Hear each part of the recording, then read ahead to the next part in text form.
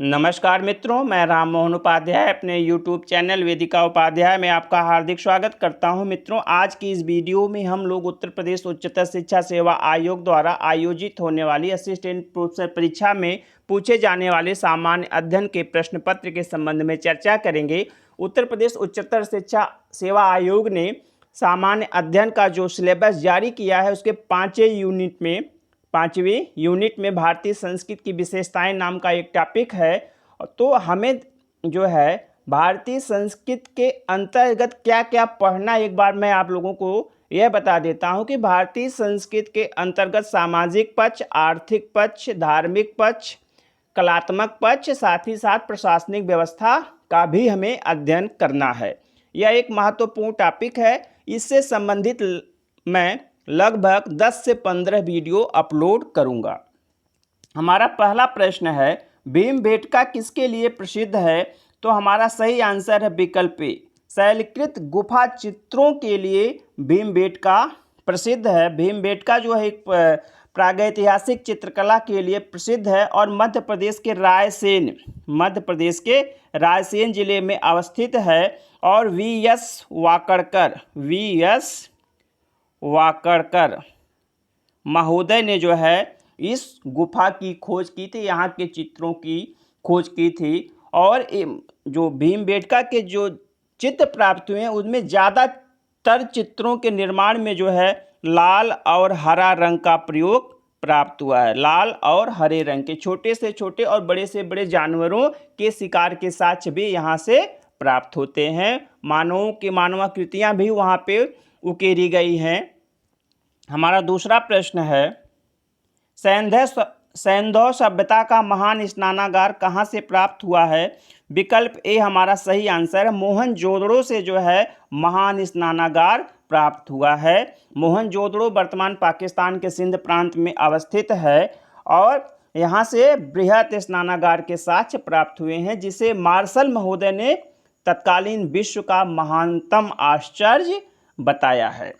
हमारा अगला प्रश्न है, सिंधु घाटी के लोग विश्वास करते थे? तो हमारा सही आंसर है विकल्प डी, मातृशक्ति या मातृ देवी की उपासना में जो है सिंधु घाटी की सभ्यता के लोग विश्वास करते थे। हड़प्पा सभ्यता में कई ऐसी मुहरें प्राप्त हुई हैं जिसमें जो है नारी मूर्तियाँ उत्कीर्ण हैं, नारी चित्र उत्कीर्ण हैं। और उसमें से एक ऐसी हड़प्पा से मुहर प्राप्त हुई है जिसमें नारी के गर्भ से जो है एक पौधा निकलते हुए दिखाया गया है और कुछ लोग वहाँ पर जो है बलि जैसा दृश्य इकट्ठे हैं तलवार लेकर।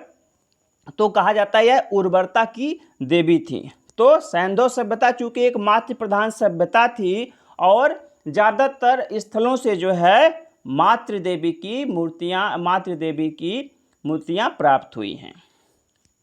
मित्रों, आगे बढ़ने से पूर्व आपसे अनुरोध है, आप वीडियो को देखने के पश्चात चैनल को सब्सक्राइब, वीडियो को लाइक एवं शेयर अवश्य करें। साथ ही साथ बेल आइकन को भी प्रेस करें, जिसके माध्यम से आने वाले वीडियो का नोटिफिकेशन आपको समय से प्राप्त हो जाए। हमारा चौथा प्रश्न है, सैंधव सभ्यता के अंतर्गत हाथी दांत का पैमाना हड़प्पी संदर्भ में मिला है? तो हमारा सही आंसर है विकल्प ए, लोथल से। सैंधव सभ्यता के अंतर्गत हाथी दांत का बना एक पैमाना कहाँ से प्राप्त हुआ है? लोथल से। लोथल जो है गुजरात के कच्छ जिले में अवस्थित था। हाथी दांत पैमाना के साथ साथ यहाँ से मनके बनाने का कारखाना प्राप्त हुआ है। यहाँ से गोदी बाड़ा का साक्ष्य प्राप्त हुआ है। युग्म समाधान के साक्ष्य प्राप्त हुए हैं। ठीक है। विकल्प ए है कालीबंगा। तो कालीबंगा के विषय में हम लोगों ने काफ़ी चर्चा किया है। यह वर्तमान राजस्थान के हनुमानगढ़ जिले में अवस्थित है और यहाँ से अग्निवेदिकाओं के साक्ष्य प्राप्त हुए। अग्निवेदिका के साक्ष्य लोथल से भी प्राप्त हुए हैं। अग्निवेदिका के साक्ष्य प्राप्त हुए, जुते हुए खेत के साक्ष्य प्राप्त हुए, एक ही खेत में 2 फसलों को उगाने का साक्ष्य प्राप्त हुआ है। ठीक है। लकड़ी के नाली के अवशेष प्राप्त हुए हैं। तो जो कुछ प्रमुख अवशेष जो है बक्राकार ईंटें प्राप्त हुई हैं और मलेरिया जैसी बीमारी के जो है साक्ष्य यहाँ से प्राप्त हुए हैं। तो कालीबंगा हो गया। और विकल्प सी है धौलावीरा। धौलावीरा भी जो है गुजरात में अवस्थित है और यहाँ से जो है उन्नत जल व्यवस्था के साक्ष्य प्राप्त हुए हैं। सबसे बड़े जो है अब हड़प्पन लिपि के साक्ष्य प्राप्त हुए हैं। बनावली जो है हरियाणा में अवस्थित है और यहाँ से जो है मिट्टी के बने हल का साक्ष्य प्राप्त हुआ है और अग्नि वेदिकाओं के साक्ष्य प्राप्त हुए हैं।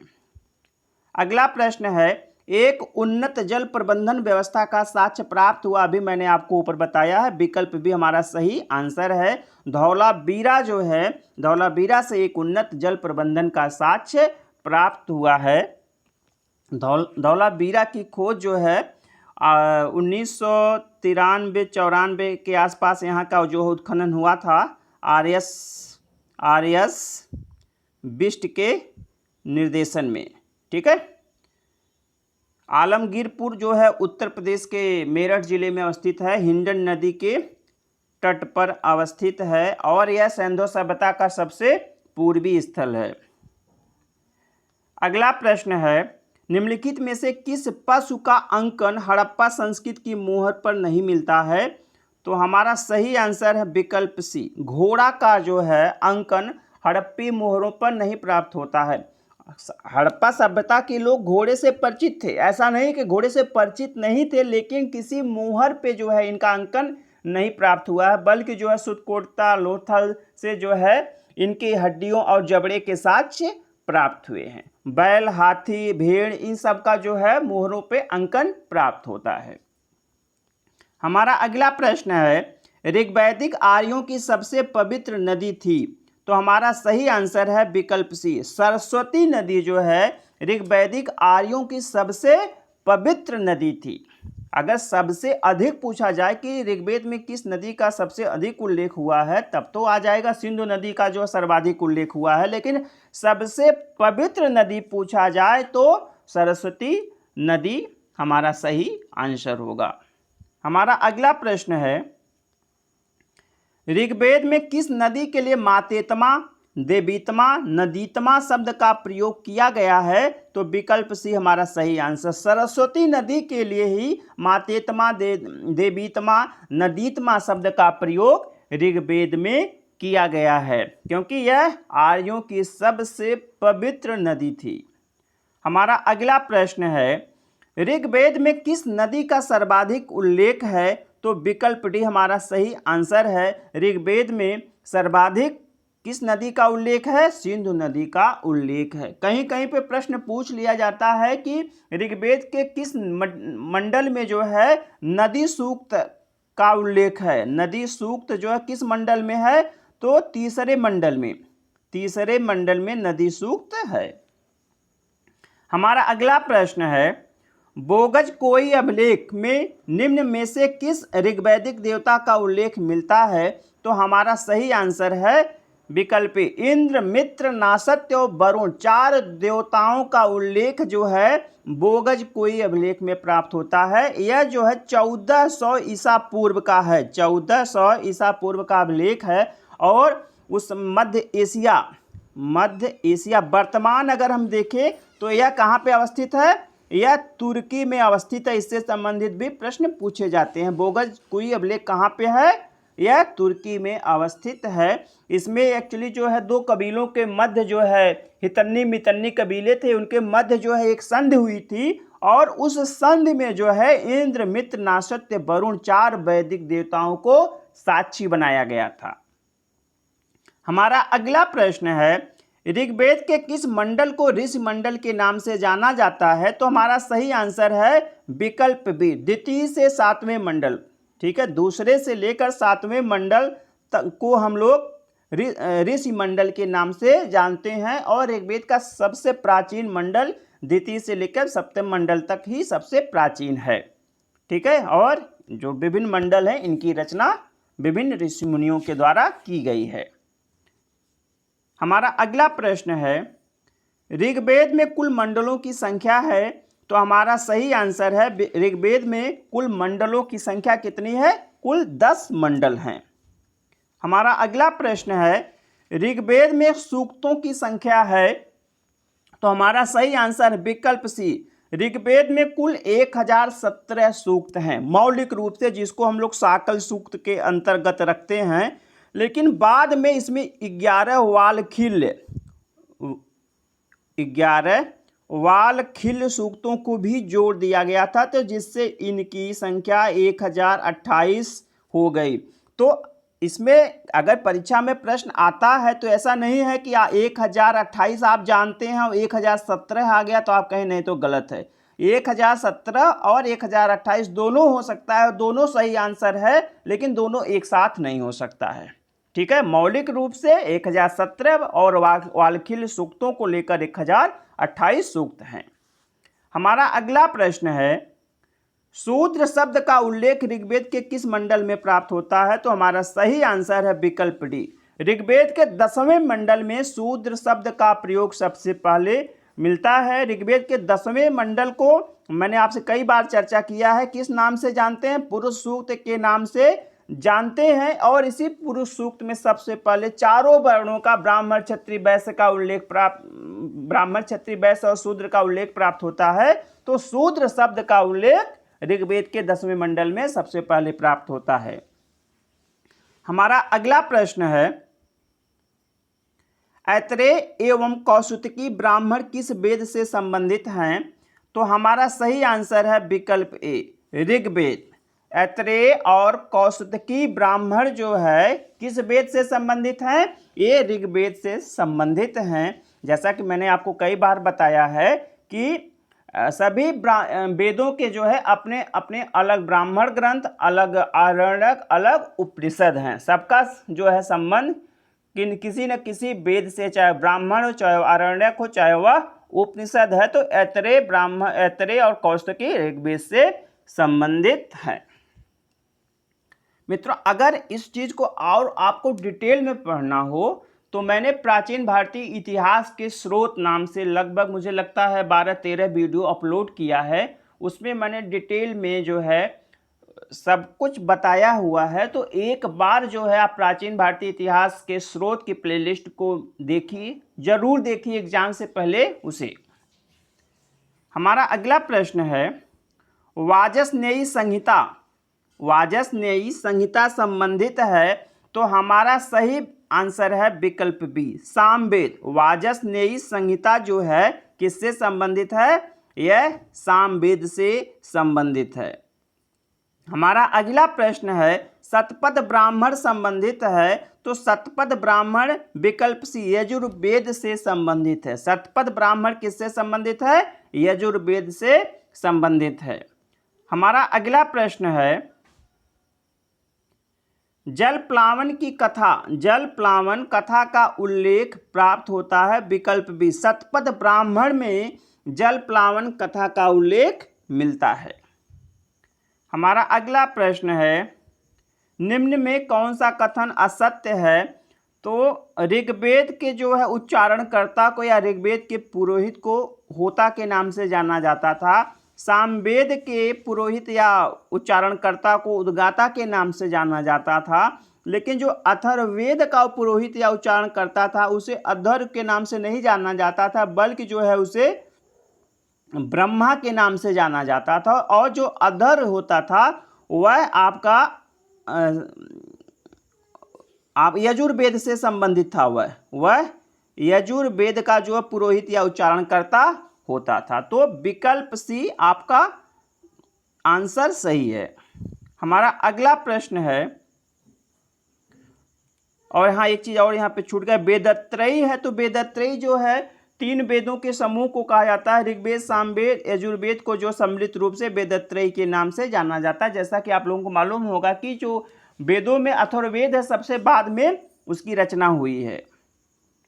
अगला प्रश्न है, पिप्पलाद एवं शौनक संबंधित हैं। तो विकल्प डी हमारा सही आंसर है। पिप्पलाद एवं शौनक जो है अथर्ववेद से संबंधित हैं। पिप्पलाद एवं शौनक अथर्ववेद से संबंधित है, उसकी शाखाएं हैं।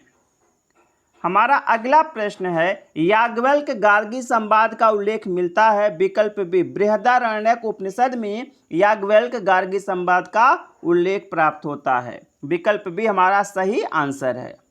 हमारा अगला प्रश्न है, वेदांगों की कुल संख्या है। तो विकल्प बी हमारा सही आंसर है। वेदांगों की कुल संख्या 6 है। शिक्षा, कल्प, निरुक्त, छंद, व्याकरण, ज्योतिष, ये 6 आपके जो है वेदांग हैं। हमारा अगला प्रश्न है, पुराणों की संख्या है, तो पुराणों की कुल संख्या विकल्प सी 18 है। कुल पुराणों की संख्या 18 है और पुराणों के जो सृष्टा माने जाते हैं, ठीक है, लोमहर्ष अथवा उनके पुत्र उग्र सर्वा को माना जाता है। सबसे प्राचीन पुराण जो है मत्स्य पुराण है। हमारा अगला है, ऋग्वेद में सर्वाधिक सूक्त समर्पित है। ऋग्वेद में, तो विकल्प ए हमारा सही आंसर है। ऋग्वेद में लगभग 250 सूक्त जो है इंद्र देवता को समर्पित है और 200 सूक्त जो है अग्नि देवता को समर्पित है। नंबर 1 पे इंद्र देवता का उल्लेख मिलता है, नंबर 2 पे अग्नि देवता का उल्लेख मिलता है। हमारा अगला प्रश्न है, निम्नलिखित में से कौन सा कथन सही है? पूर्व, यहाँ पे यह बताना चाह रहे हैं कि जो हमारे वैदिक कालीन शासक होते थे तो दिशाओं के आधार पर उनका अलग अलग नामकरण किया जाता था। जो पूर्व का शासक होता था उसे सम्राट कहा जाता था, जो पश्चिम का शासक होता था उसे स्वराट कहा जाता था, जो उत्तर का शासक होता था उसे विराट कहा जाता था। तो विकल्प डी उपर्युक्त सभी हमारा सही आंसर है। उपर्युक्त सभी हमारा सही आंसर है। पूर्व सम्राट, पश्चिम स्वराट, उत्तर विराट और जो दक्षिण का शासक होता था, दक्षिण के शासक को भोज के नाम से जाना जाता था। और इस मध्य में जो मध्य का शासक होता था उसे राजा कहा जाता था। मध्य दिशा के शासक को राजा कहा जाता था, दक्षिण की दिशा को भोज कहा जाता था और जो चारों दिशाओं का विजेता था उसे एकराट कहा जाता था। चारों दिशाओं के राजाओं को जो विजेता होता था उसे एकराट कहा जाता है। और ऐतिहासिक परिप्रेक्ष्य में देखें तो एकमात्र एकराट शासक था महापद्मनंद। महापद्मनंद जो है नंद वंश का संस्थापक था। हमारा अगला प्रश्न है, उपनिषद पुस्तकें हैं तो किससे संबंधित हैं? तो हमारा सही आंसर है विकल्प डी। उपनिषदों का जो संबंध है वह दर्शन से संबंधित है। उनका मुख्य विषय क्या है? दार्शनिक विवेचन है। दार्शनिक सिद्धांतों का प्रतिपादन करना उपनिषदों का मुख्य जो है विषय था। उपनिषदों की कुल संख्या 108 है और इसमें से शंकराचार्य ने केवल 10 पुस्तकों पर अपना भाष्य लिखा है और यही 10 उपनिषद प्रमाणिक माने जाते हैं। हमारा अगला प्रश्न है, आध्यात्म ज्ञान के विषय में नचिकेता और यम का संवाद किस उपनिषद में प्राप्त होता है? तो हमारा सही आंसर है विकल्प सी। कठोपनिषद में नचिकेता और यम के संवाद का उल्लेख प्राप्त होता है। ठीक है, इसमें जो है आत्मा के अमरता और अजरता से संबंधित जो है प्रश्न जो है नचिकेता किससे करता है? अपने गुरु यम से करता है। हमारा अगला प्रश्न है, भारतीय संस्कृत के अंतर्गत रीत का अर्थ है। रीत का अर्थ होता है प्राकृतिक नियम। तो विकल्प ए हमारा सही आंसर है। रीत का अर्थ होता है नियम या प्राकृतिक नियम। और रीत का देवता किसे माना जाता था? वरुण देवता को ही रीत का देवता माना जाता था। हमारा अगला प्रश्न है, शतपथ ब्राह्मण में उल्लिखित राजा विदेथ माधव संबंधित ऋषि थे। तो विकल्प डी हमारा सही आंसर है। गौतम राहुगण से संबंधित थे। विदेथ माधव और गौतम राहुगण की कथा का उल्लेख जो है शतपथ ब्राह्मण में मिलता है, जिसमें जो है आर्यों के विस्तार की कहानी बताई गई है। हमारा अगला प्रश्न 30वां एवं अंतिम प्रश्न है, हिंदू पौराणिक कथा के अनुसार समुद्र मंथन हेतु किस सर्प ने रस्सी के रूप में स्वयं को प्रस्तुत किया था? तो विकल्प भी हमारा सही आंसर है। वासुकी सर्प ने जो है रस्सी के रूप में अपने आप को प्रस्तुत किया था समुद्र मंथन के समय। ठीक है, आप लोगों से मेरा एक प्रश्न है, समुद्र मंथन के समय जो है कछुए की भूमिका या कछुए के लिए स्वयं को किसने समर्पित किया था? आप लोग कमेंट बॉक्स में इसका आंसर जरूर दीजिएगा। तो मित्रों, भारतीय संस्कृत की विशेषताएं के अंतर्गत जो है मेरा पहला वीडियो है और काफ़ी महत्वपूर्ण प्रश्नों को मैंने इसमें रखा हुआ है और इसी प्रकार से जो है लगभग मैं 10 से 15 वीडियो अपलोड करूंगा। अगर आप लोगों का फीडबैक अच्छा रहा तो इस श्रृंखला को मैं आगे बढ़ाता रहूंगा। आप सभी इस वीडियो को अधिक से अधिक शेयर करें। आप सभी को सुनने के लिए बहुत बहुत धन्यवाद। नमस्कार।